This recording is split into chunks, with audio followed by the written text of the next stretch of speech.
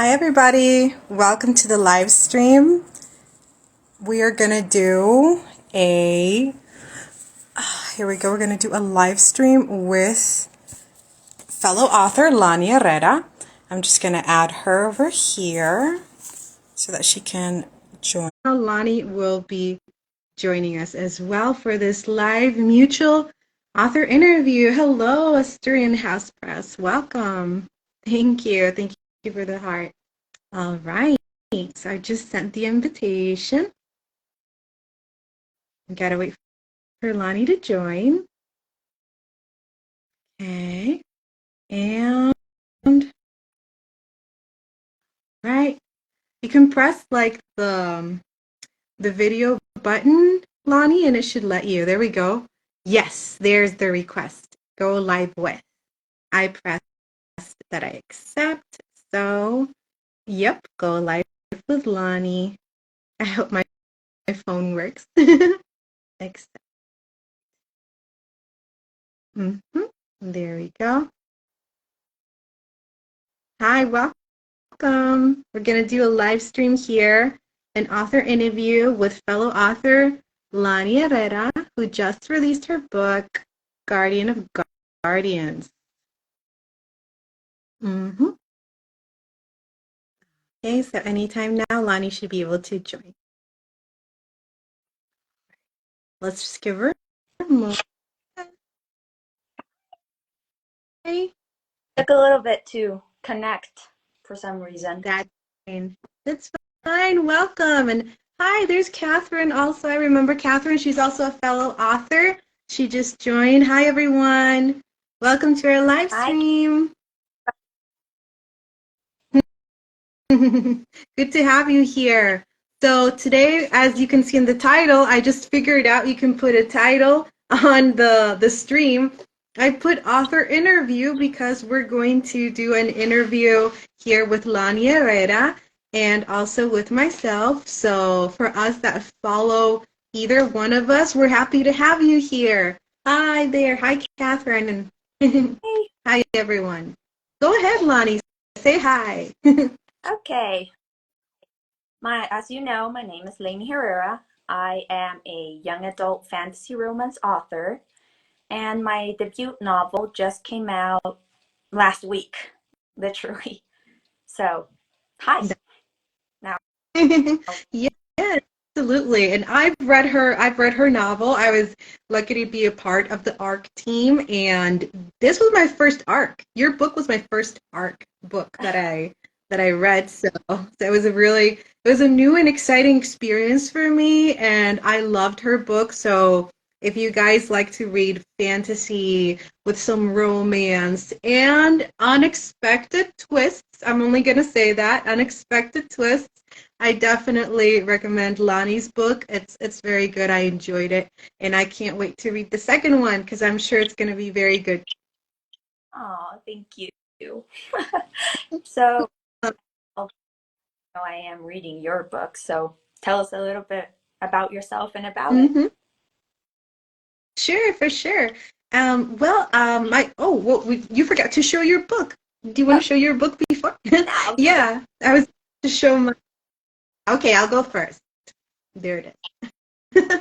Sorry, I'm silly. I'm a silly person. If you guys don't know me in person, I don't know what vibe you get from my Instagram account, but I'm a silly person. Like, oh, there's Lani's. Yay! Woo! Our books match. I love that they match. You know, with the blue thing. Blue and black. Yeah, they're so cool. Both yours is pretty neat. Here. Thank you. Well, right, my book, if anybody doesn't know me, my name is Constanza Mayer. Well, I've recently gotten married, so my last name is Shoemaker now, but I'm keeping my last name, my maiden name as a writer.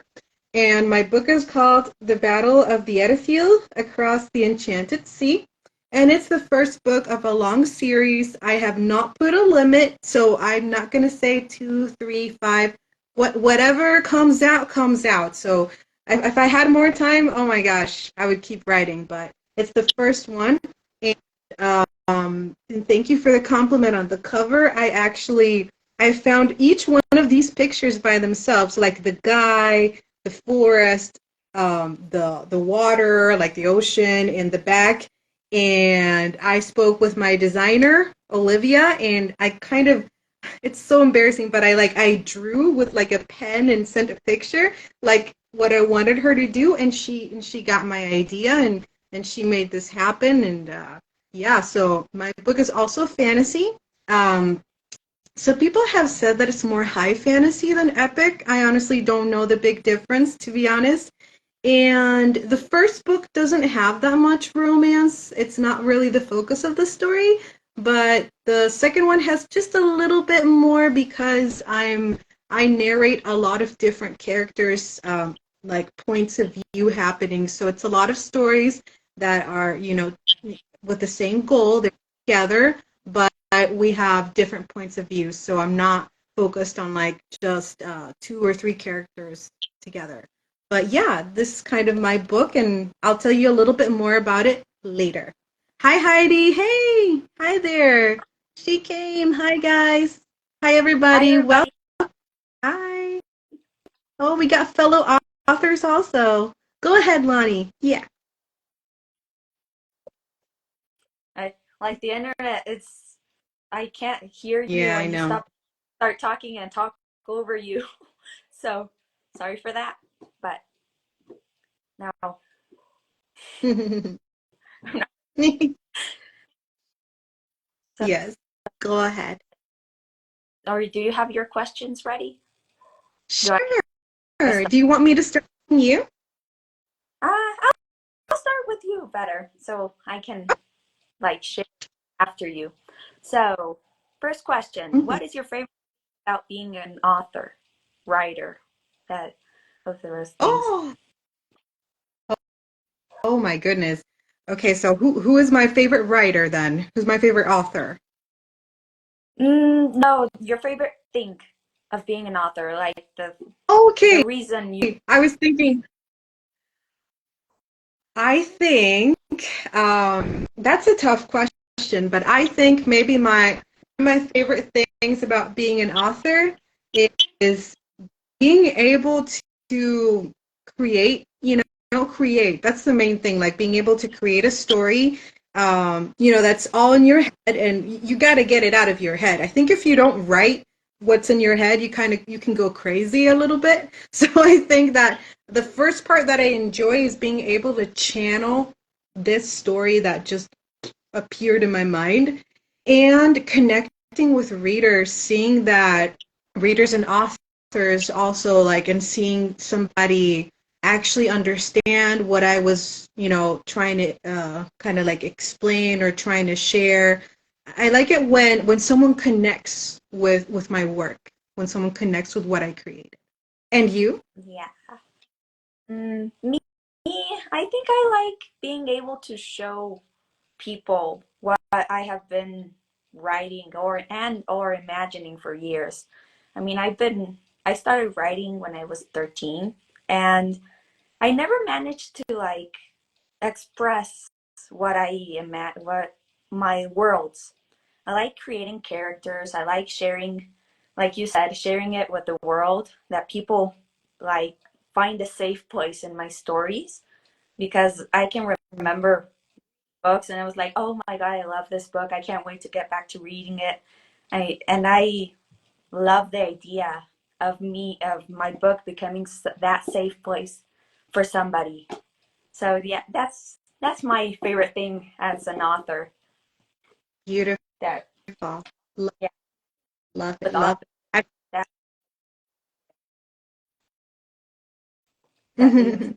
I bet it feels amazing now, right? Like now that your book is out there, it's been out there for like a week, and now you can say like I am an author. I bet it feels amazing, right? Yeah, it's amazing. Like to be able to to change your Instagram profile from aspiring author to author, published author, or self-published author. It's just the best feeling in the world.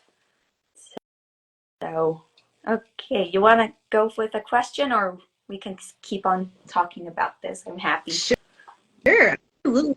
Well, everything, I think all our questions are definitely connected. Like, they'll be connected to our answers, I feel. For example, you were talking about that you started writing when you were 18.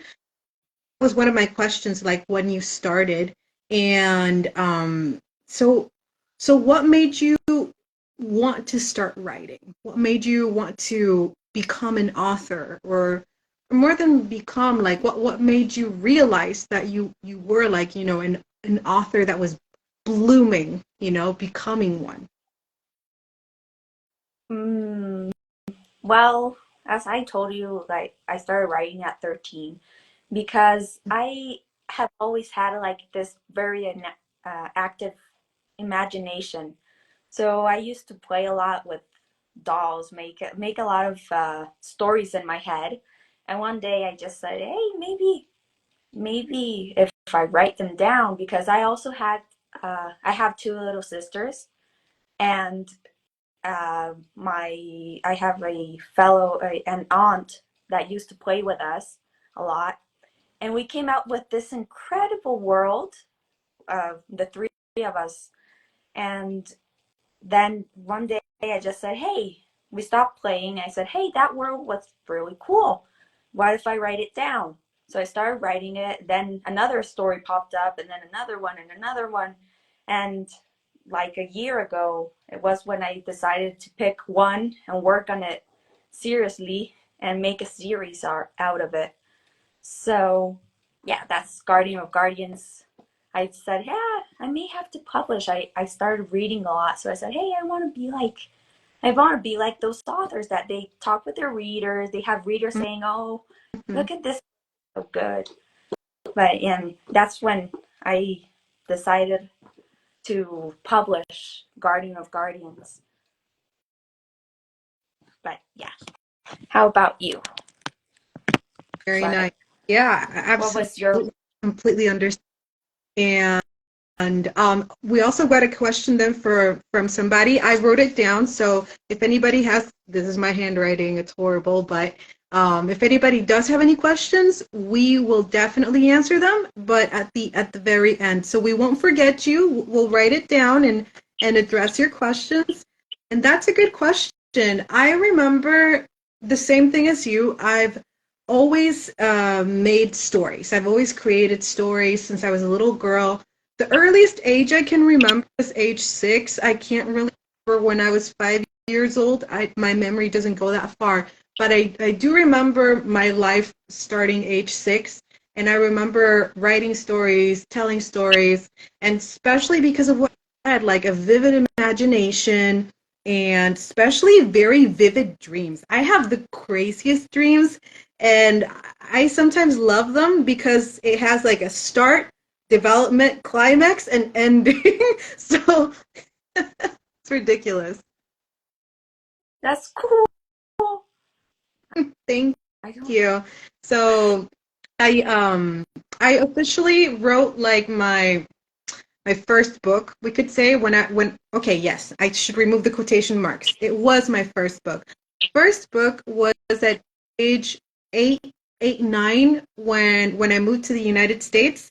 I was in third grade and I went to Princeville Grade School, in the city of Princeville here in Illinois, and they were having a writing contest, and they gave us all like these like empty hardcover books, and we had to create a story and submit it for like something that was called like young illustrators and authors, something like that. It was like it was organized by LeVar Burton, like this actor guy, and I wrote my story about Jack the dog. I think my mom has this copy in Chile, and I wrote the story of Jack the dog, and my little book won, and I got the award. I have my little diploma and everything, again somewhere in Chile, because I did not plan on moving here to the U.S. It was like a big surprise for me, but a good one. So yeah, my official first book was at that age, and I realized I could keep doing this. Definitely keep doing this. that's That's awesome. That's a lovely story. I mean, wow, Thank you. since so young, you're right. That's cool. Oh, we have another question. Yeah, 10 questions. I'm writing. I'm writing them down also so that we can address them. I'm just pinning them so that I can remember and write it down. And there's definitely an answer for that, for sure. But yeah, I guess should I go next? Should I ask you one? I Oh, think it's yeah. I think I should ask. Oh yeah, go ahead. Mm-hmm. it's, or you want to ask one? I do not know who was the last one who asked. Uh, Oh, no. Yeah. oh the yeah. Okay. Let me see here. So, who inspired you to be an author? Well, I think one of my, let me think.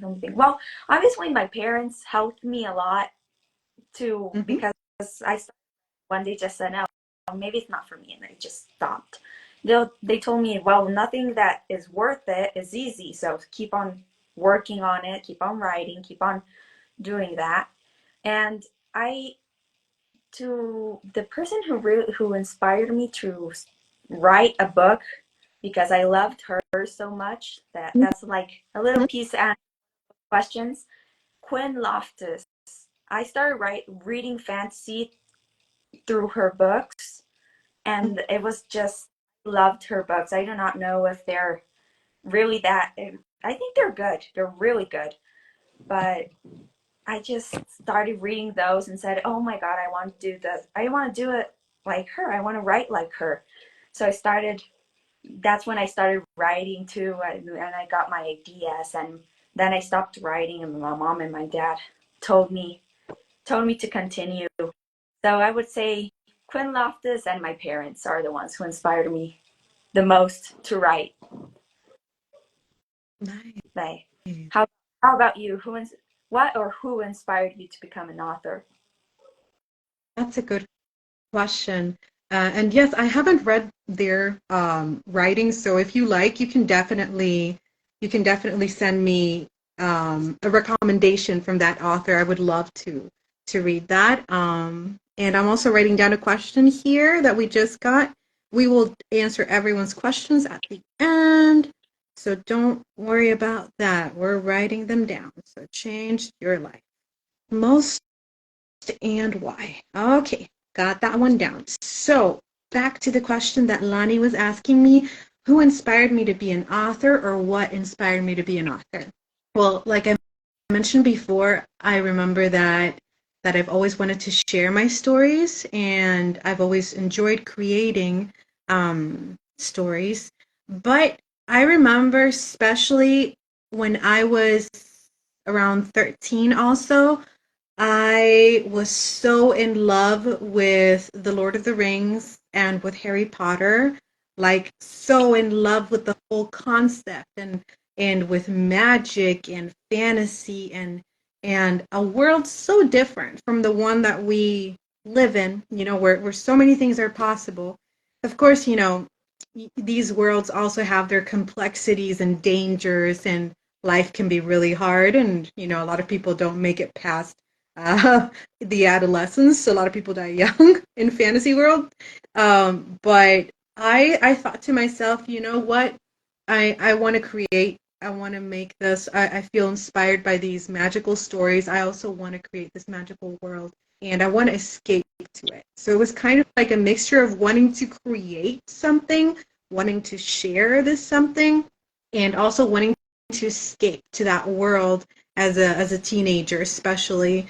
So definitely, I was inspired by the work of J.R.R. Tolkien and J.K. Rowling. I also liked C.S. Lewis, but I haven't read all of C.S. Lewis's creations. But yeah, good stuff. Good stuff. Yeah. Now the Harry Potter. You can't go Mhm. wrong with Harry Potter. I mean, I love Mhm. that book too. Yeah, Um, that would too. Mhm. mm, I'm writing this down too. So will the books continue, right? Will the books continue? How long? How long did it take? They're all really good questions. How long did it take to write?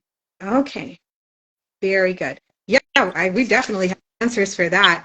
Okay, next. Go ahead, Lani. Shoot your question. Let's start with the books. Uh, which of your characters most closely resemble you? Like in personality, all of that. Personality. Well, in all honesty, I feel like more than one character reflects my personality and my personality at different stages of my life. Um, and even like I would even say like even hidden personalities, like parts of me that people don't know because they haven't seen me in specific situations. So these are situations that I also put myself in the story. I would say that the character that probably is the most like me is the character of Isilen. Um, that's how we would pronounce her name because I know many times people think it's Iselin, but it's Isilen.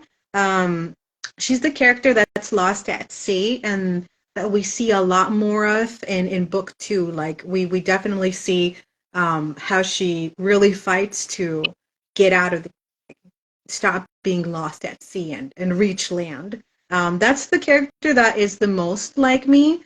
But I also have to say that, for example, the character of Telwyn also that you'll read more about her later on.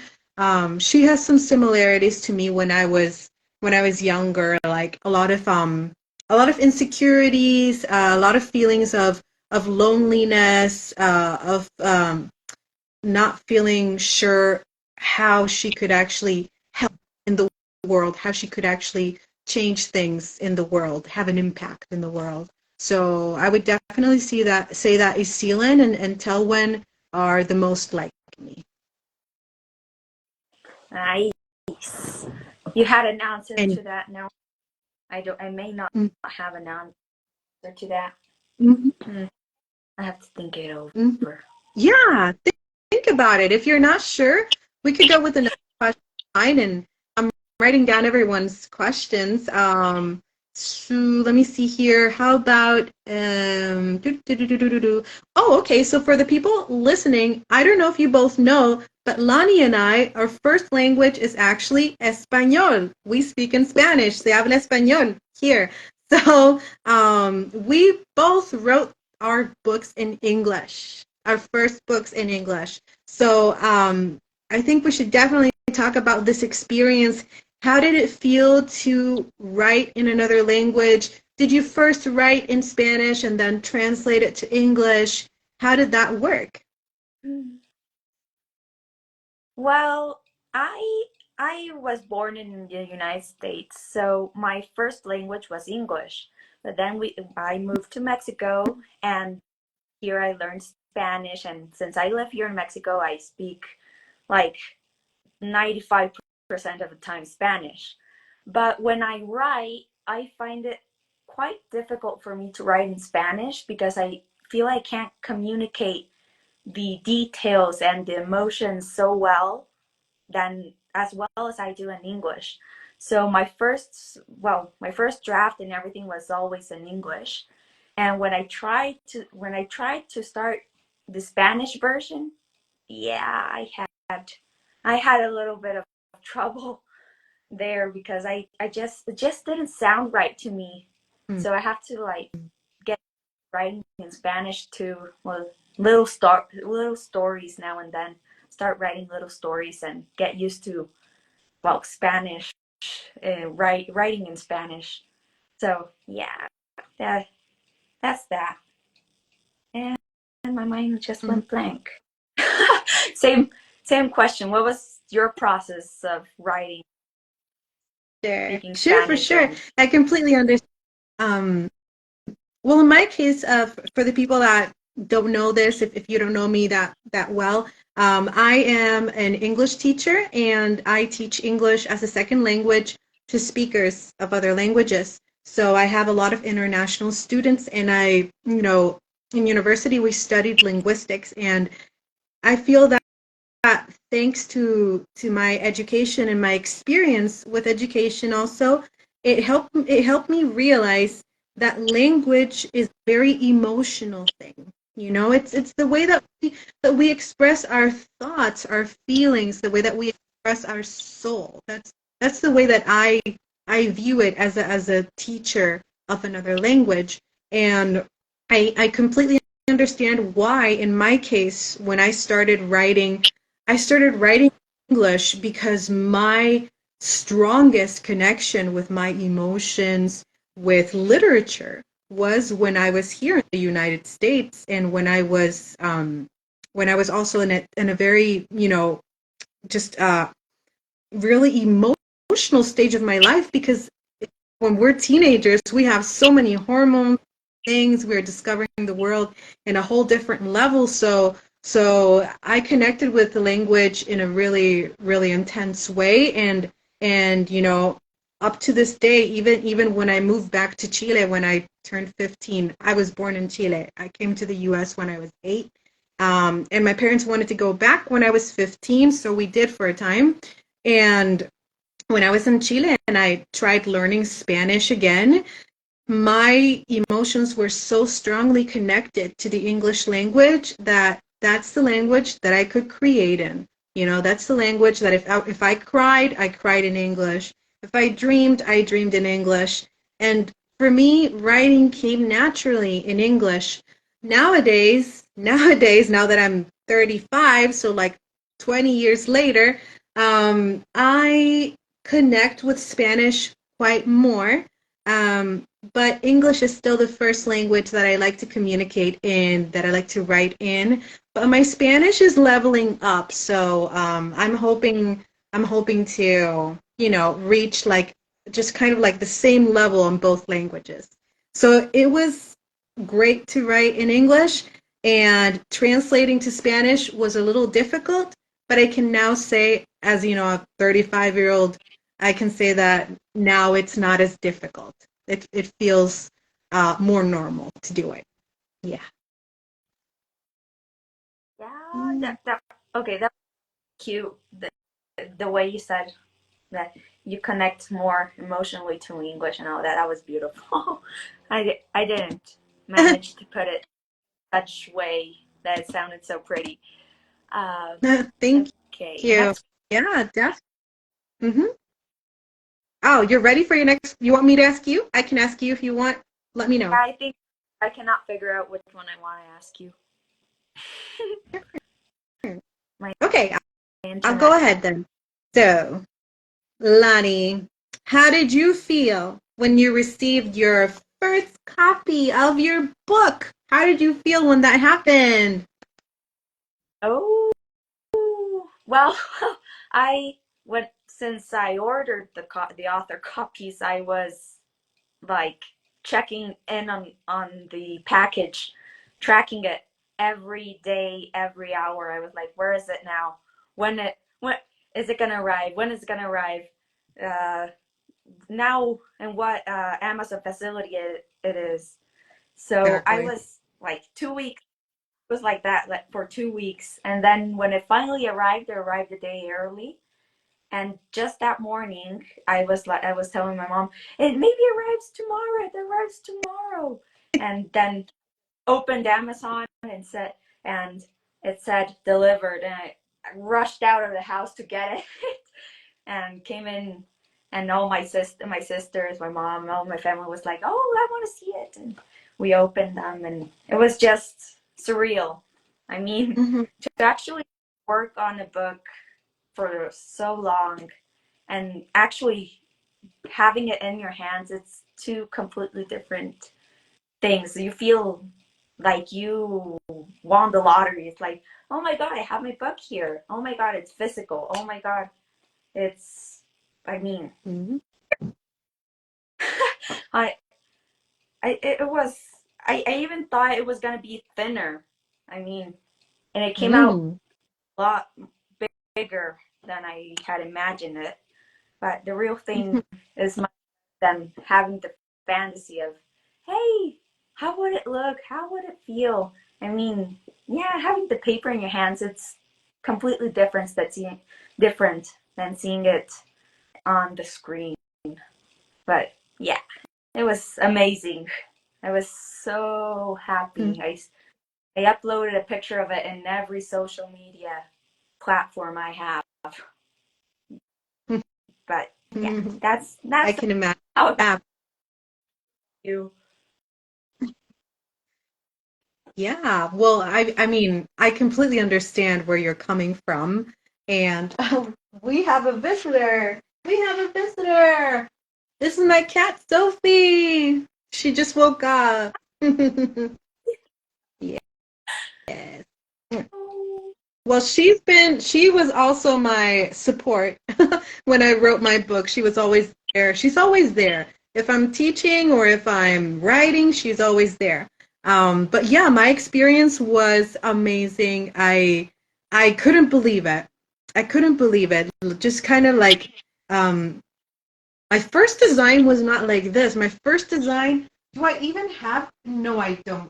They must be in Chile. I think in Chile there's still some left copies that the original ones. I just used like the Amazon like Kindle cover creator or something like that. So it was like green and gray and it was nice, but I felt so happy and I couldn't believe it. Like I kept looking at it and I kept seeing my name and the title and my name and the title and like opening it and like this is my book. This is my hard work. This was so many nights, so many days, so many coffees. So many emotions, so much time editing and back then because now I edit my own work.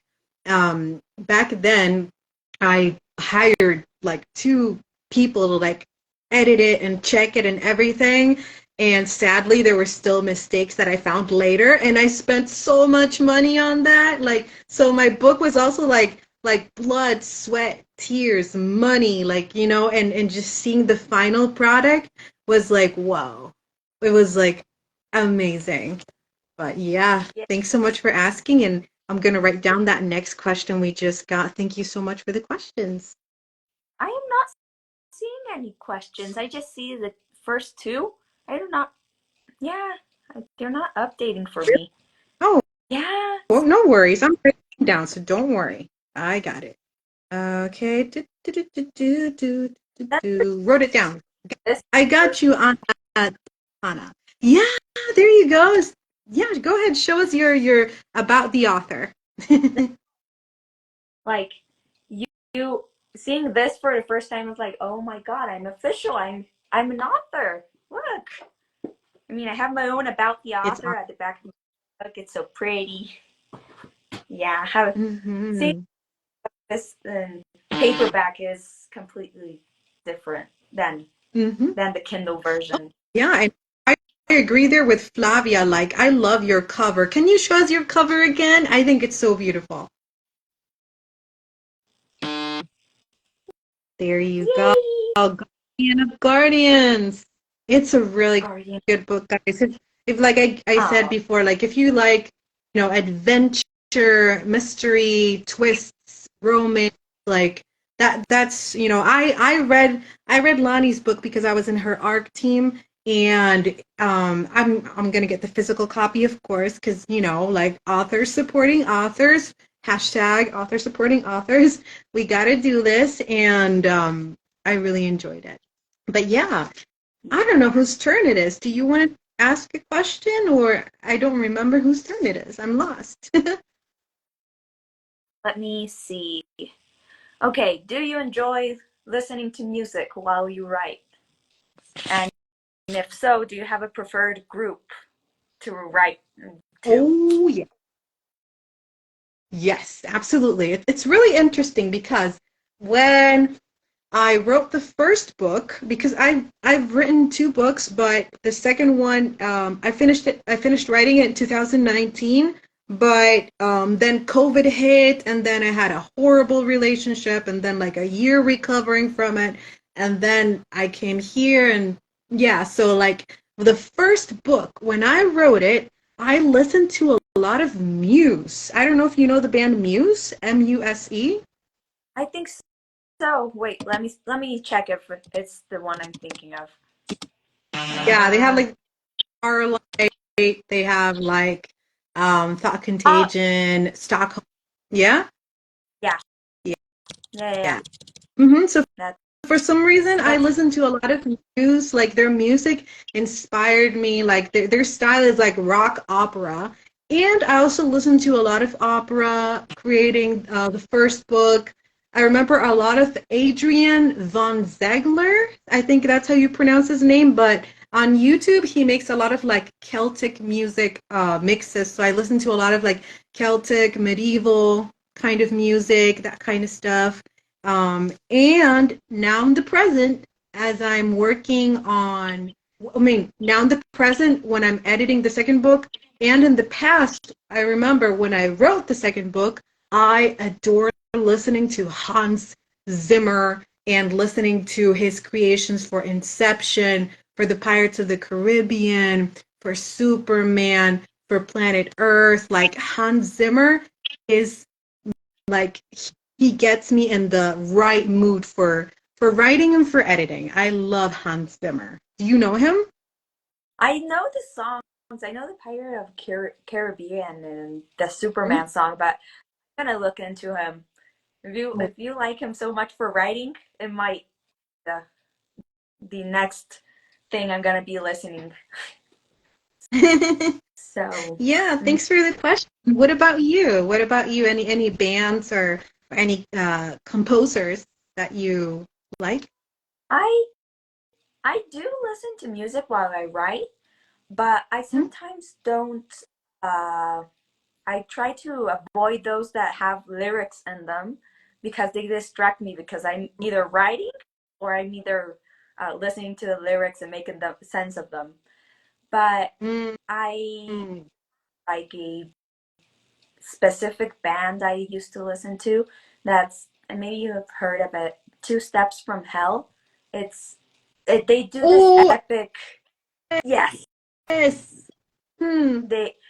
they always listen while writing Guardian of Guardians. I always listen to them when I started writing because it's just amazing their mixes and all that. I actually even made a, well, Guardian of Guardians, I wrote under one specific song of them. That's the one called Victory. That one, I feel like if my book had a song, it would be that one, Victory. But I think yeah, that one. At least I know that I've put it on. I just don't remember. I don't remember the start of Victory. Darn it. And I can't search on my phone. But I know that I know Victory. I just don't remember how it sounded, but I know that I know it. They have really good music. I've also listened to them when writing and editing. They're very good. yeah, they're awesome for writing. That it's so inspiring that their music, and you just go writing more for fantasy. Uh, it's awesome. They're awesome. I like Two Steps from Hell. And also, I have I made a playlist on Spotify for the book because I started, when I started writing, I started adding songs that I liked to write under. So there's a lot of different uh, types of music on it. If you look Nice. up Guardian by Lani Herrera, you're gonna find the playlist and it's there. All of the songs I'm I used to write, they're gonna fun.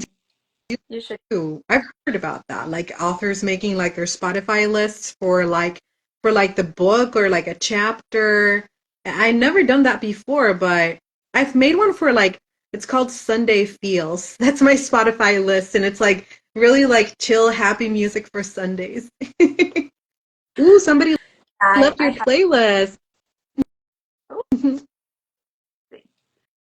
I can't see the comments, Are you but sure? thank Like you. what if you touch the screen? Does What? that help you? I don't No, just Ooh. the Can filters I are make like a still. heart also? No, it Yeah. doesn't. Darn it. Maybe I can see the comments because I started the live. Oh, that's so cool. I don't know if it'll work because mine is like see my phone is not magical. I don't have magic. Why? I want to be magical, but it doesn't let me. Is it because my phone's an Android? Am I being discriminated here? Is it because it's an Android? I don't know. Have to look. Maybe I turned something on, a filter or something. I don't think so. Maybe. No. Okay, so somebody just said, I'm going to read the comments for you. So somebody that said, somebody's name is like Shamanis M4, says here that they bought your book and they're loving it so far. Nice. Ah, I'm so hear that. Most of the people Mhm. connected, I think, speak Spanish. Así que muchas gracias por comprar mi libro y todo eso. Mhm. But I I'll be think reading most the of, comments. Mhm. wait, I mean, yeah, most of them speak Spanish. But Mhm. so Yes, if we you could do want a to say, bilingual one. yeah, but I There we go. I find it funny now that I'm Yes? in a little bit that I find it hard to transition to Spanish and back and forth. So sometimes I say things that sound strange, like an accent with an accent or something like that. But I'm not doing that on purpose. I promise. Okay. Don't worry about it. And Flavia Leticia says that she's also enjoying it. Lo está disfrutando. Está excelente, she says. Cecilia Stetson says, we are reading it too. It's great. So, all right. See, very nice. Good. And it helps you guys practice English. The teacher in me is very happy. Practice English. Reading is a great way. And sorry, I think you had a question. Wow. I'm thinking. I'm choosing from the questions I Mm-hmm. wrote. Let me see. Okay, now that we have some, now maybe most of the authors here are already published, but what advice would you give to an aspiring author? Mm, that's a good question. Well, I think that for an aspiring author, I would advise to take your time and yeah, take your time, let your story develop, let your ideas grow. Um, I know that it's always exciting. I know that I had the feeling also that, once I had my story, I was like, oh, this is ready. I'm gonna like, boom, send it out into the world. Yes, okay, you may think that, but I think that it's important to take your time, let it rest. Like if you finish writing your book, I recommend like leaving your book, well, if it's printed, put it in the drawer, but if it's on your computer, just ignore your book for maybe a few weeks. If you can ignore it for a month, excellent. And then come back to your book and read your book again with new eyes and try to find like, if you want to keep something, if you want to get rid of something, if you want to add something. So I would say like take your time, and if you can get professional help and for support. So yeah, I mean it's definitely it's something that I would suggest, and take criticism with a grain of salt. So if anybody critiques your work, welcome the critique and see what you can learn from it. If they say like, oh, it was too fast paced, okay, I'll take that into consideration. Maybe next time that I write, I won't make it so fast paced. Maybe I'll add more information, or I don't know.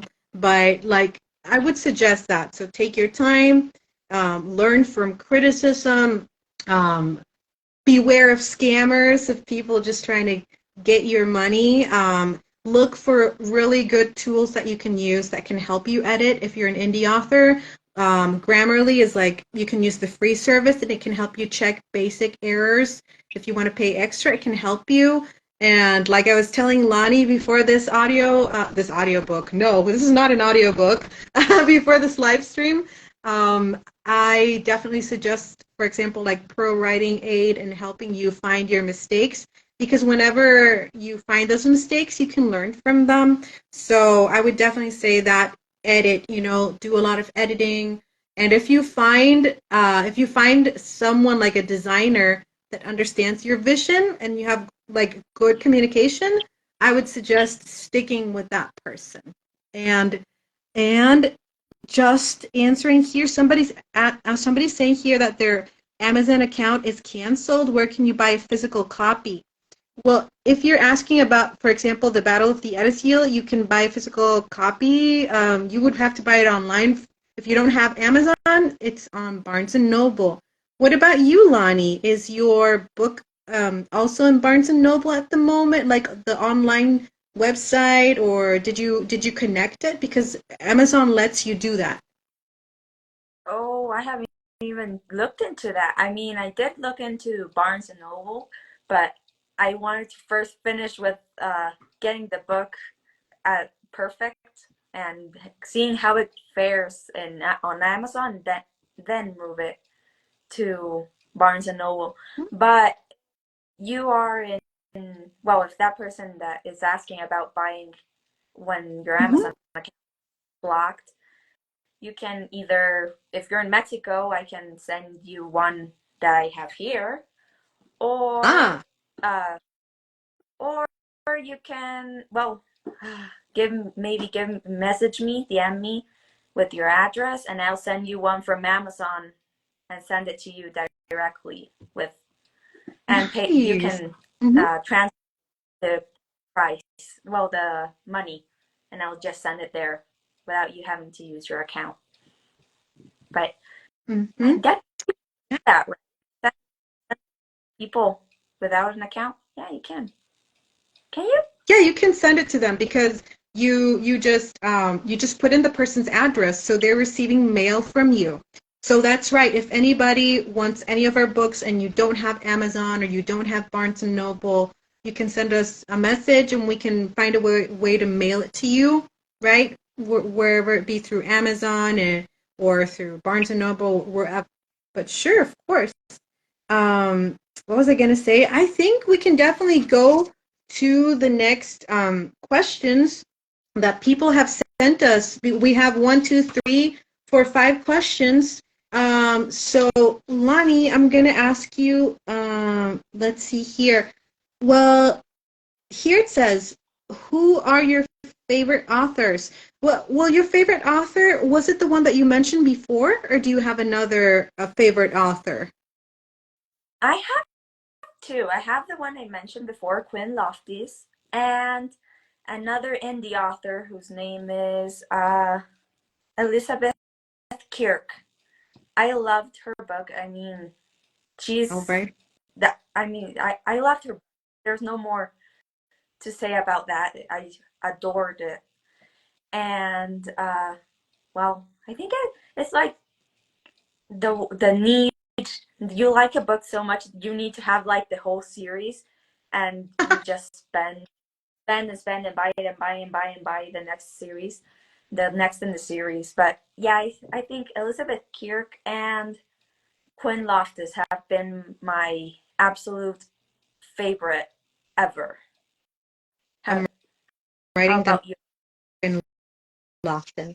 Right. In my case, it would have to be like my favorite ones have been J.K. Rowling and J.R.R. Tolkien, but outside the world of fantasy, because I don't just read fantasy, I also adore Jane Austen. I think she was an amazing author, especially for her time. You can see that she uses satire. She uses like so many interesting uh, just metaphors. I love Jane Austen, so I'm a sucker for Sense and Sensibility, Pride and Prejudice, you name it. I love Jane Austen.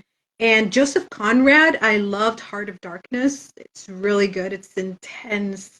I also love Rudyard Kipling, like the Jungle Books, for example. And I have Captain Courageous over there. I bought a copy some time ago that I should be reading. Also, Lewis Stevenson. I love reading, for example, uh, Treasure Island.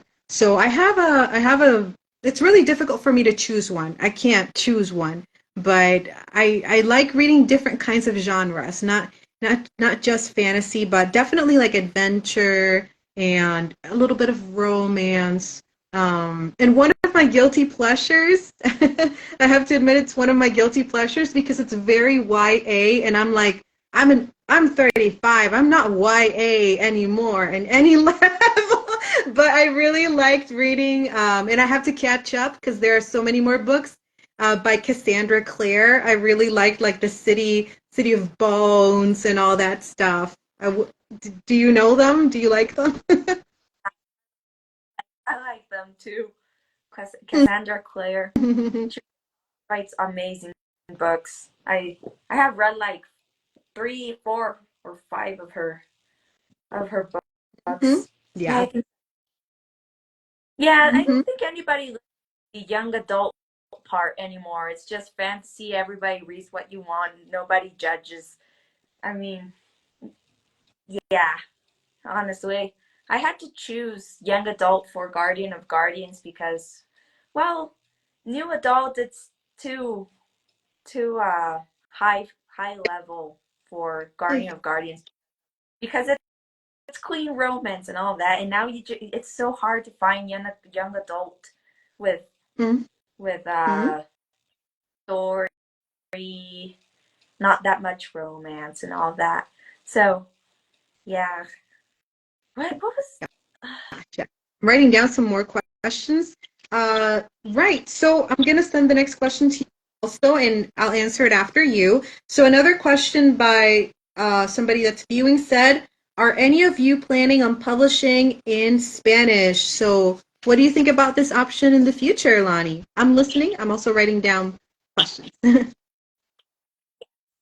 yeah, I I really am planning to publish Guardian of Guardians eventually in Spanish.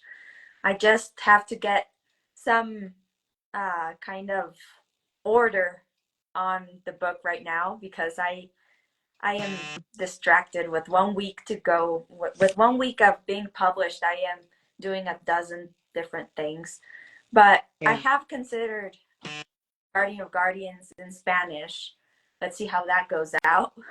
But I think eventually it's a reality. It's gonna be real. You Good. were also talking about yours, right? Earlier. Yeah. Oh, yes. Well, before we did this live stream, we also did like a little, we chatted while with Lani, and right. So I translated my book to Spanish because in 2019, I think it was either 2019 or 2018, I was at a book fair in Chile, and an editor that I didn't know she was an editor approached me and she bought my book in English. And later on, she contacted me and she wanted to know if I'd be interested in publishing it in Spanish. So I said, for sure, but like I usually write in English. Can you give me some time to translate the book? So I translated the book and now we are reviewing it chapter by chapter.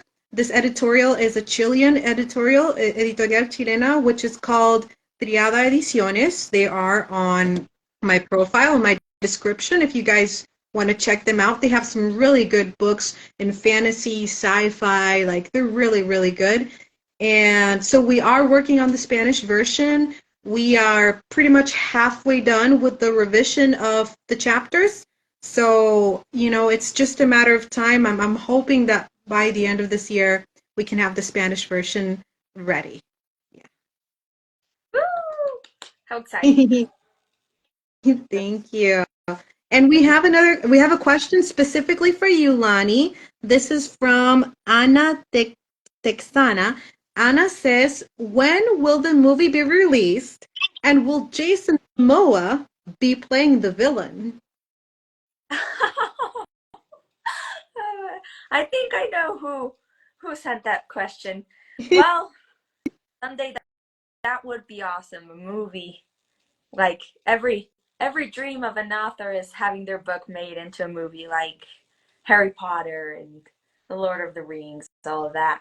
But That would be cool. And I like your idea of Jason Momoa being the villain. Yeah, maybe, Mhm. maybe. Yeah, There's no date. that would be awesome. Yeah, I would keep that option open and definitely maybe go for it at some point.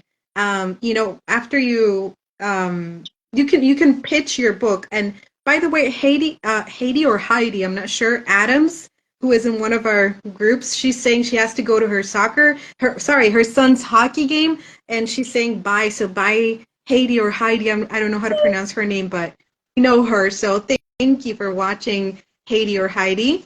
Have a good one and good luck with your son's hockey game. Yeah, I think it's definitely a good idea to keep that option open. I would love if my book was turned into a movie, but also I would really like a series, like kind of like The Witcher, sort of like that kind of series. That would be awesome, or even an anime. I would love that. That would be really cool. And I have definitely thought about an anime of Guardian of Guardians. That would be Mm-hmm. That would be. I would watch that. I would watch that for sure. would watch. And we have. Oh, sorry. I think I interrupted you. No, Sorry. It's the connection. Mm-hmm. off, so I don't finish. Continue. Good. We have another question by another viewer, and it says here, will the books continue? And how long did it take to write? So if you like, you do want to start answering that one, Lonnie? Like, will the books continue, and how long did it take to write? Well, Guardian of Guardians is book one of the Midnight Read series, and it's originally planned to be 4 books. I mean, in the description of the book trailer I made, it says 4 books, 3 brothers, 2 legends, and 1 story. So it's gonna be 4 books. Each book is gonna center around a different character that add up to the story and the plot. And Guardian of Guardians took me to write, to prepare for publishing, that was 1 year. But to write, I think I've been writing it since I was 16. So 3 years I've been writing Guardian of Guardians. And not every day, but some days I had the inspiration to add another chapter or edit this or move that new character. But yeah, three years and 1 year to prepare for publishing. But yeah, so Excellent. 4 years have it ready. Let's say that. How how about Very you? good. I've been Oh, trying to I've been mhm. trying to make math to know how much your book took to write, but I just can't. So tell me. Sure, of course. Well, if I'm honest, before I started writing this series, my series is called the Erathiel. So the first book is Across the Enchanted Sea. The second one is called The Awakening, and I'm gonna release that November this year. So the thing is that many years ago, when I was 13, I was writing, like, we could say, the first version of the Battle of the Erathiel, but I lost it to a computer virus because in those years nobody had antiviruses on their computers. It wasn't viruses were like a new thing. So unfortunately, I lost my first book, and soon after we moved to Chile. And honestly, I was depressed when I was like 15, 16, because I was taken to Chile without me wanting to go back and adapting to a whole new society, going from a town of 500 people here in the US to the capital of Santiago, where you have millions of people. And I was also made fun of my accent because my Spanish was not perfect. So my first few years in Chile were not the best, and I went from being a straight A student in school, like doing great in school in the U.S., to having horrible grades in school in Chile because of not knowing the language very well. So unfortunately, my first version was lost for a long time, and I couldn't write. I couldn't write for many years because of this whole like really bad process of like, feeling like you can't speak the language, people make fun of your accent, you went from being smart to being considered not very smart. So all of these things affected me, and like they would affect anybody, and it's difficult for anyone, I think, to be creative when you're when you're suffering, when you are sad, when you're depressed. So magically, I want to say magically, um, when I finished high school and I started going to university, this was in Chile also because university here in the US is so expensive. So my parents could only pay for my studies in Chile, which I am super thankful for. And in my third year of university, so when I was 23 years old, I started writing a sentence, and suddenly the book came to life. It started with a sentence. I was sitting on my bed like one evening, and suddenly I started writing a sentence, and I couldn't stop. So it started when I was 23, and so it was that year, the next year, 2012. So then 13, 14, 15, 16. So it took me about 5, 6 years to write the first one because I was also in my last 2 years of university, and they were the most intense. I had to pretty much like study, write a thesis, work on the thesis with my team, go to a school and report to that school, get my grades from that school. And I was also teaching English, like, private tutoring. So it took me about 6 years approximately to get my book ready and out there. That was a long time. And, the second one took me, let me see, 16, 17, 18, 19. The second one took me three years. Yeah. Now that's long. I don't think I have the patience to write a book in 6 years. I get like you said, I got excited when I had the first draft of Yeah. Guardian of Guardians, and somebody had to tell me, hey, it's not ready. So, and I was like, but it took me 3 years to write. Well, four.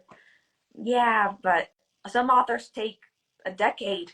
And I'm like, oh, okay, yeah, maybe you're right. Maybe it does need more work.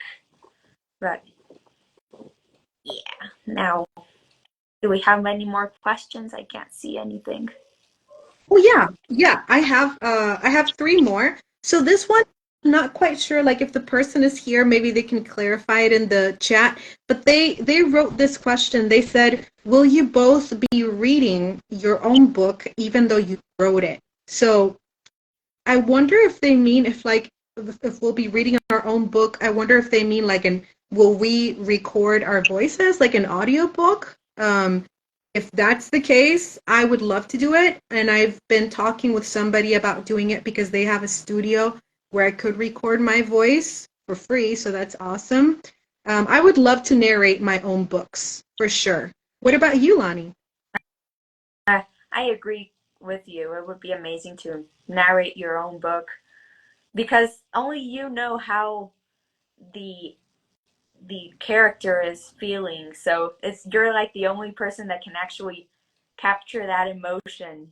But I wouldn't mind having other people do it for me because I get really nervous. Like right now I get really nervous when doing a live, and actually recording my own voice and then having to listen to it, I just don't like hearing myself in recordings. Also, I would like to have Guardian of Guardians narrated in different voices for each of the characters. That would be awesome. Like have one for the main character, another person for the friend, and all of that. Hmm. Yeah, that would be really, really cool if you could have like different actors uh just kind of like narrating in their voices. And yeah, the person wrote back, her name is Anna, and that was her question. She was wondering if that was going to happen. So we got it. Nice. Yeah, and we have two more questions, and I think that would be it. So also it's lunchtime and I'm so hungry. And it says here, um let's see here. Oh, I think we have one. Oh, here it says, what's your favorite character from your books and why? Hmm. Oh, no, that's a good question. I'm gonna let you start because I have to think it over. Oh my goodness. Okay, what's my favorite character? This is so hard. I think out of all my characters, my favorite is Queen Nimtar, for sure. Um, well, you're gonna discover more about her past and her story as you read book two. The thing is that I came up when I came up with the Battle of the Erathiel, um, I imagined this whole world and this whole like system and like the whole thing. I imagined it, but then I started to kind of imagine the past, and that's where I started to develop a lot of the characters because we need to have a backstory. We you know create something with no story. Like characters with no story are not really characters. They're just like a name. So you have to make their story. And I would say that Queen Nimtar is my favorite character because of all the things that she's had to overcome. When you see her in book one, you see her as this almost like angelical protector, like being, and she guides the Erathiel, and she protects. She uses her magic, and she looks very, very self-assured. Looks very confident. But there's a whole story behind all of that.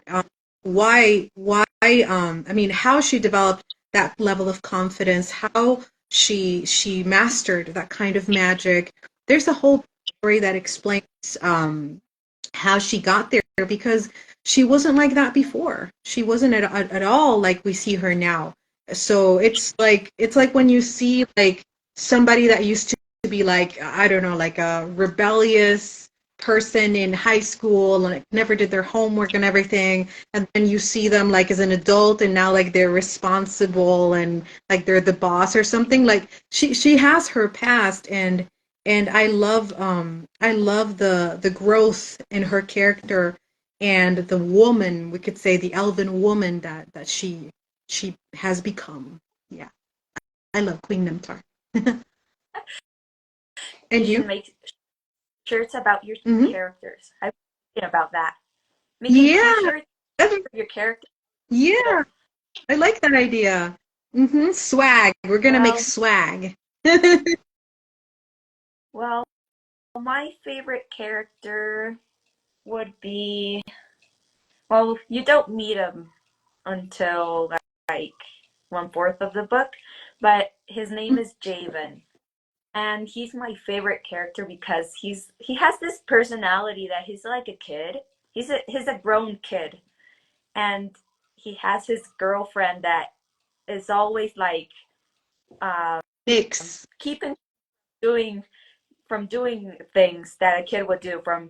She's like the one that takes care of it of the overgrown child, but he also has this side of responsibility when it comes to somebody being in danger or somebody he loves being in danger. So also kind of I don't know. I think he's the one that I designed more compared to my to me. Like he has more characteristics that resemble me because yeah, I Hmm. actually am an overgrown adult, like a kid, overgrown kid. But yeah, he has this responsible, uh, childish vibe around him. But when his girlfriend is around, it's like, oh yeah, I have to be well behaved. I can't blow up something. I can't do pranks, that kind of things. But yeah, Yeah, Javen is my favorite character and the one I made closer to resemble me. He has more characteristics. very nice. Yeah, and well, since I've like for the people that have joined, because we have people constantly joining. So far we have 17 viewers. Thank you for being here. I have already read Lani's book, and I remember Javen, and Javen is a cool guy. Definitely, he's very interesting. I won't reveal anything. You have to read the book. Things are not what you think they are. Is what I'm gonna say. Things are not what but he's a cool character for sure. And if I can comment anything, I think that you do a great job with the dialogues. Like you really show the characters' personalities through dialogue, and that is a difficult thing to do as a writer. Some people don't know how to write dialogues, and that kills a book if you can't show a character through the way that they act, the way they talk. You know, you're not gonna narrate a story, so it's a good the dialogue there. Ah, thank you so much. I'm so happy to hear you say that from an author coming from an author published that knows what what's going on and what a book has to have. It's makes me really happy to hear that you enjoyed it and that the dialogues are good. So thank you. Right. Absolutely, you're very welcome. And we are reaching the end of our stream. My phone has 30% battery left, so we can do this. We still have time for the last question. So if anybody has any questions, I guess when we finish this, I'm going to try to save this and repost it. Hopefully Instagram will let me because this has been very long, so I don't know if it'll let me. If it does, awesome. If it doesn't, well, maybe we can do this again or something. But if I can post this and send it to Lani also, if you have any questions that you didn't get to ask, you can write them in the comments so we can get back to you. So the last question we have here, it says, how do you handle writer's block? Ooh, have you experienced writer's block? Yeah, pretty a lot of times. But well, I would say to what I do to get over writer's block is I love candy in general, so I eat a lot of candy. I also disconnect from everything uh, that's related up to my writing. I turn off the computer and, Yeah. well, leave all stuff and just do something I really like other than reading and writing. Oh, yeah, because sometimes when I read, I get even more blocked because I'm like, oh, this way of writing is so pretty. I want to do it, and then I get another idea, and then I do this. I want to do this and that, and my writer's block just gets bigger. So I just turn on the TV, put a TV show that I like, laugh a little bit, sleep, eat, and well, maybe do a little bit of school. Do what else? Mm-hmm. What else do I do? I think read, eat, sleep, watch TV, go out, go out, go to a park, walk, go out to the mall, buy something, like kind of forget your writing for a little while, and then you'll see that the writer's block just disappears. But I guess it's different for every author. How about how about you? What do you? Well, I think that that is a really, really good way to do it. I agree with Lonnie, and I know that there's obviously, no right or wrong way, but my style is also very similar to Lonnie's. If I ever get writer's block, what I say is that I let it I say these two things. I always say I let it cook or I put it in the oven because I know I trust myself now. That's the thing that maybe other fellow writers who are also here listening. I trust myself now. I know that if I have an idea and maybe I'm not finding the right words for it, I know that my conscious has got it. I know that I gotta leave it in the oven, let it cook because we got all the ingredients. They're in there. We just need to let it cook for a certain time. So I do what Lani does. I do whatever else. I watch something, I go out, I do life. Because if you get stuck staring at the computer, that's the worst, in my opinion. It's the worst thing you can do is just sit there and get frustrated and be like, I can't find the right words. Okay, distract yourself with something else. Trust that you will find it and it will come to you. And look, if it takes a long time, that sucks if it takes a long time because nobody wants to take forever. But sometimes it's necessary. Sometimes we have to experience things, go places for us to find the right words. In my case, I am a traveler, so when I wrote the second book, I started writing it as soon as I finished the other one. So I started in 2016, and the process was going really well. But in my case, it really helped me that year in 2019. I went to Scotland, and I went from like city to city and discovering, and I took a lot of trains. The trains there are awesome. So for some reason, being on a train, discovering new places, meeting new people, just helped inspire me and find what I needed. I know that we can't all go to Scotland or go to wherever, obviously, right? I saved a lot of money for a long time to go, but sometimes it's about time. I think you have to give yourself time, be patient with yourself, and be kind to yourself. That I would definitely advise. Be kind to yourself. Yeah. And don't force it. If you force a writer's block, it's get worse, or you're gonna write something that you're gonna hate later once the writer's block is gone, and you're gonna have to delete whatever you wrote because forcing it is just gonna sound fake if you try to force writing when you have a writer's block. I felt like it was necessary to say that. So Yeah, yeah, absolutely. I that's agree with Lana. It would be, yes. Alrighty, so thank you everybody for joining us. We have 17 viewers. Thank you for your time. Like I said, I'm gonna try to post this. If it lets me, great. If it doesn't, well, thank you for being here. And oh, I love that you guys like I do this and there's no hearts, at least from my side. So, right. So yeah. if you want to, you can check my book. My profile is covered in pictures of this.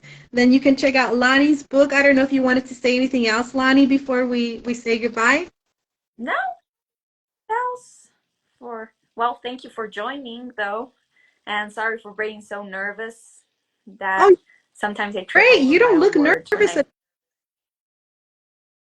I thank you.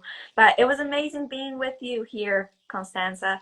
It is really fun to talk to another author who also is in the indie author industry and all of that. It was very fun. Thank you so much for inviting me. And thanks You're everybody for I had to That's so use that. awesome. I love it. Perfect timing. Yeah, we discovered that when we had our conversation before with Lani, that when she went like this, she'd get fireworks. It's so awesome. Mine doesn't work. I don't know why, but it doesn't matter. That's enough. But also, thank you for being here, Lani. Thank you for saying yes to something like this. It's the first time I do it. I just felt inspired, and you helped inspire feeling that trust, to do this. So thank you also for trusting me, and anytime you want to talk, and even if it's to discuss ideas or whatever, you can always send me a message. I texting, but eventually I get back to people. So have a great day, Lani. So nice to meet you today, and thank you for your time. Hope to see you soon. Thanks everybody for Hey, joining and everyone. sticking Thanks for around. being here. Yeah, see you guys. Have a great day. Enjoy the weekend. Bye, Lani. Thank you. Bye bye, Constanza. Bye bye. See you.